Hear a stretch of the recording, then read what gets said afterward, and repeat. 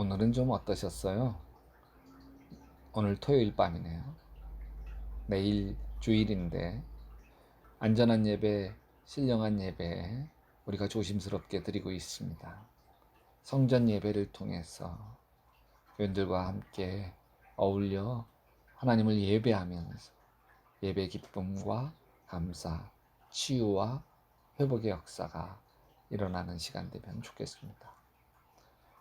오늘 기쁨 노트 115쪽 읽어드릴게요. 모세는 하나님 앞에 두 손을 들고 기도합니다. 두 손을 든 것은 항복의 표시죠. 기도는 자기를 항복시키는 것입니다. 부모님을 위해 기도에 두 손을 든다는 것은 부모님에게 항복하는 것이고, 그러면 부모님에 대한 섭섭함이 사라지고 부모님께 내가 얼마나 소홀했는지 죄송한 마음이 밀려오기 시작합니다. 그리고 고맙다고, 사랑한다고 마음을 표현하게 됩니다. 고단했던 하루, 지금 잠자리 들기 전 먼저 조용히 하나님과 교제하는 정시기도를 드리십시다. 광야 수업이라고 하는 책에서 김영진 목사님이 이런 고백을 해요. 개척교회의 꿈을 안고 노무자들이 기거하는 임시 숙소 방 한 칸을 얻어 교회의 간판을 걸었다. 그의 겨울은 무척 추웠다. 자고 나면 벽에 성에가 하얗게 서려 있고 머리맡에 떠놓은 물 대접은 꽁꽁 얼어붙었다. 큰아이가 4살, 작은아이가 100일 갓 지난 때였다. 방구들은 새마을 보일러가 깔려 있었지만 임시로 지은 막사라 제대로 돌아갈 리가 없었다. 생각다 못해 19공탄 연탄 난로를 방에 들여놓았다. 죽으려고 환장했지. 눈보라가 치면 연통으로 연탄가스가 나가는 게 아니라 방으로 모두 스며드는 것이 아닌가. 그렇게 한겨울을 지내면서 어린아이가 병이 들기 시작했다. 방 한켠에 4식구가 사는데 밤에는 추워서 못 자고 새벽이면 찬송과 기도 소리에 아이가 잠을 잘 수 없으니 제대로 배견하겠는가. 당시에는 의료보험이 되지 않았기에 병원에 입원하여 치료받는다는 것은 방 한 칸에 교회를 개척한 가난한 전도사에게 꿈같은 얘기였다. 아내가 아침 저녁으로 아기를 얻고 병원을 다니며 치료를 받았는데 의사는 도저히 안 되겠다며 큰 병원에 입원시키라고 했다. 여기저기 부탁하여 입원비를 마련하고 입원시켰다. 어린아이가 고통스럽고 괴로운지 밤새 칭얼대었다. 그때 마주 놓인 침대에 입원한 어린아이의 어머니가 신경질을 부리는 게 아닌가. 아이의 아버지가 대학 교수라 했다.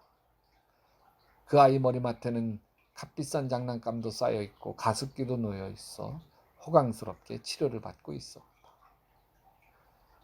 대개 아이 때문에 우리 애가 잠을 설치잖아요. 톡 쏘아붙이는 말에 얼마나 돈 없는 자존심이 상한지 눈물이 핑 돌았다. 할 수 없이 아파서 신음하는 아이를 안고 병실을 나왔다. 아내는 의식이 오락가락하는 아이를 안고 나는 한 손에 링거병을 들고 한 팔로는 4살짜리 큰 아이를 안고 병실 복도를 밤새도록 서성거렸다. 그때 내 이성과 감정은 밑바닥까지 가라앉기 시작했다. 그리고 속에서 솟구치는 비애와 눈물로 눈시울이 붉어졌다. 열이 펄펄 끓어오르는 아이를 안고 말없이 울고 있는 아내에게 내 입에서 이런 말이 툭 튀어나왔다. 이렇게 살 바에는 차라리 죽어버리자. 이렇게 살아서 못하겠다. 정말 살아야 할 이유가 없었다. 전도사라고 그 순간은 모두 거짓말이었다. 하나님도 예수님도 보이지 않았다. 비참했다. 고통스러웠다. 자존심 상하는 비애스러운 세상을 털어버리고 떠나고 싶었다. 그때 야간 당직을 하고 있던 간호사가 아이의 체온을 잰다며 집사람에게 다가와 말하는 소리가 들렸다. 날이 밝자 담당 의사는 치료가 더 이상 힘들겠다는 말만 한다. 아이가 살기는 틀렸으니 더 이상 병원에 있을 필요가 없다는 얘기였다. 돈푼 깨나 있다고 거들먹거렸던 여자도 보기 싫었다. 아이를 업고 짐보따리를 들고 집으로 돌아왔다. 싸늘한 방바닥에 아이를 눕혀놓았다. 할 수 있는 일은 아내도 울고 나도 우는 일이었다. 울어서 해결될 일이 아니었다. 그래도 애미애비가 할 수 있는 일은 우는 것밖에 없지 않는가. 이 세상에 태어나자마자 세상을 떠나야 하는 너는 도대체 누구란 말이냐. 돈 없고 능력 없는 애비라서 너의 생명을 지켜주지도 못하는구나. 애비가 돼서 너에게 옷 한 벌 사 입히지 못한 게 정말 미안하다. 시내버스로 대전시장통에 나왔다. 백화점에 들어갈 엄두도 못 내고 길바닥에 놓고 파는 리어카 옷가게에서 모자부터 양말까지 빨간 옷으로 한 벌 샀다. 애비가 자식에게 해줄 수 있는 것이 고작 싸구려 수의 한 벌 입혀주는 것밖에 없는 것이다. 집에 돌아와 보니 아이의 몸은 여전히 불덩이였다. 아이는 숨을 몰아쉬고 아내는 그 옆에 앉아 소리도 내지 못하고 지치고 마른 눈물을 흘리며 울고 있었다. 마지막으로 옷을 입혔다. 옷을 입히는 게 아니라 수의를 입히고 있었다. 그 밤 인생이 참 슬프고 외로웠다. 사람은 제 힘으로 홀로 설 수 없는 외로운 존재임을 뼈저리게 경험하는 밤이었다. 이 광야의 밤에 나는 하나님을 애절하게 불렀다. 하나님, 나를 한 번만 살려주세요. 기도란 외마디 소리가 아닌가. 나를 한 번만 살려주세요.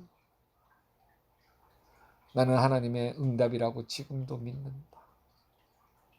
아이는 그 밤을 무사히 넘겼다. 그때 빨간 옷은 수의가 아니라 가난한 애비가 어린 자식에게 최초로 사입혀 주었던 선물이었다. 여러분, 이 광야가 김영진 목사님을 하나님의 사람으로 빚어간 거 아십니까? 신명기 8장 16절에서 모세가 이 광야의 길을 걸어온 이스라엘 백성들을 향해서 이렇게 이야기합니다. 이는 다 너를 낮추시며 너를 시험하사 마침내 내게 복을 주려 하심이었느니라. 하나님 아버지, 우리가 지금 코로나 광야를 지나고 있습니다. 한국교회가 코로나 광야를 지나고 있습니다. 약대교회도 코로나 광야를 지나고 있습니다. 우리 교인들도 코로나 광야를 지나고 있습니다. 하나님의 음성으로 듣습니다. 이는 다 너를 낮추시며 너를 시험하사 마침내 내게 복을 주려고 이 코로나 광야를 지나가게 하심이었느니라. 여러분, 이 시간 더 깊은 기도를 주님께 드리십시다. 3분 더 개인적으로 기도하고 난 뒤에 나 자신을 되돌아보기 위한 성찰의 질문과 기도를 이어가도록 하겠습니다.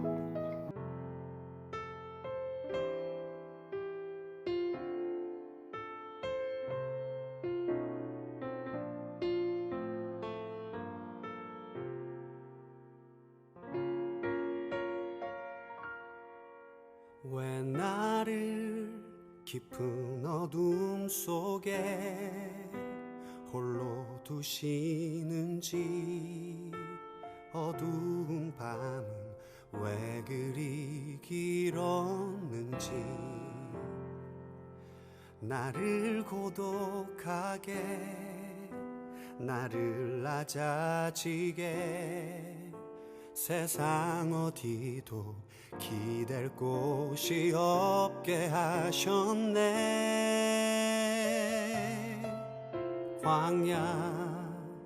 광야에 서 있네.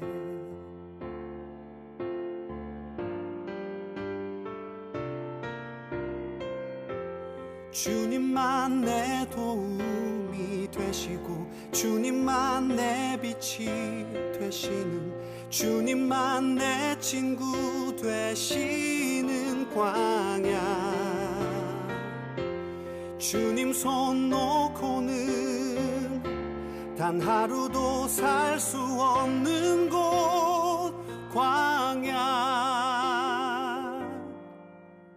광야에 서 있네.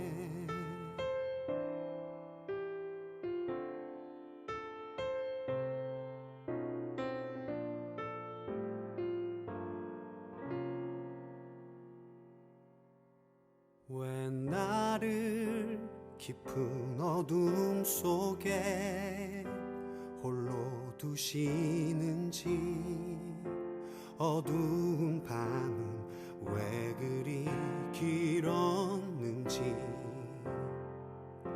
나를 고독하게 나를 낮아지게 세상 어디도 기댈 곳이 없게 하셨네.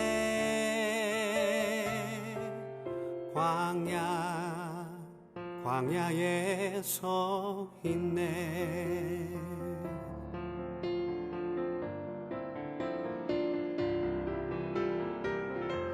주님만 내 도움이 되시고 주님만 내 빛이 되시는 주님만 내 친구 되시는 광야. 주님 손 놓고는 단 하루도 살 수 없는 곳 광야.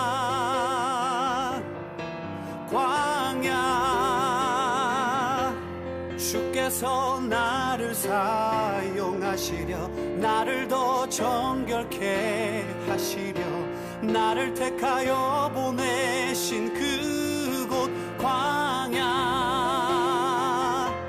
성령이 내 영을 다시 태어나게 하는 곳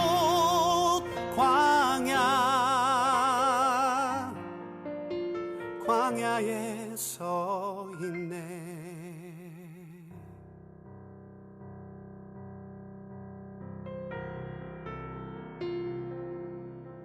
내 자가 산산이 깨지고 높아지려 했던 내 꿈도 주님 앞에 내어놓고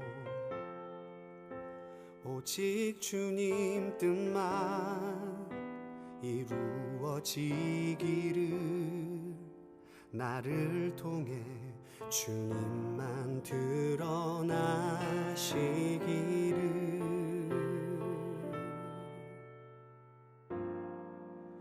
광야를 지나며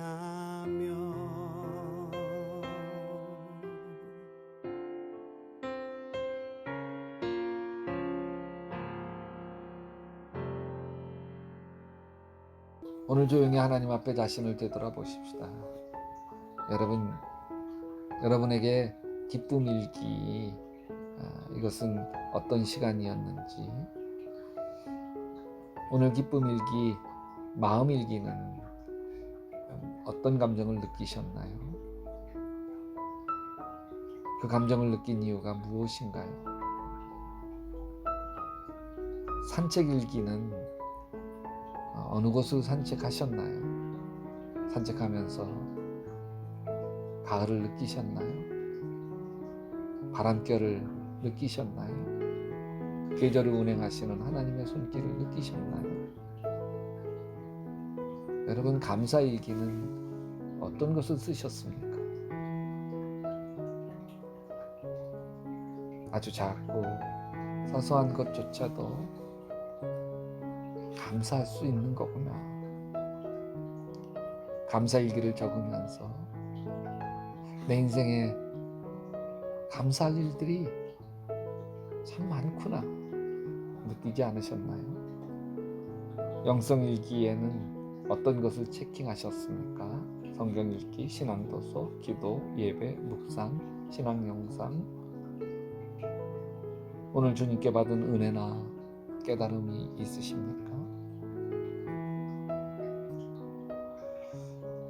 여러분, 행복일기 예쁜 꽃이나 하늘 사진 찍어서 지인들에게 문자를 보내보셨나요? 아니면 죽기 전에 꼭 해보고 싶은 버킷리스트 한번 작성해 보셨습니까? 또 여러분, 선행일기는 어떤 것을 쓰셨습니까?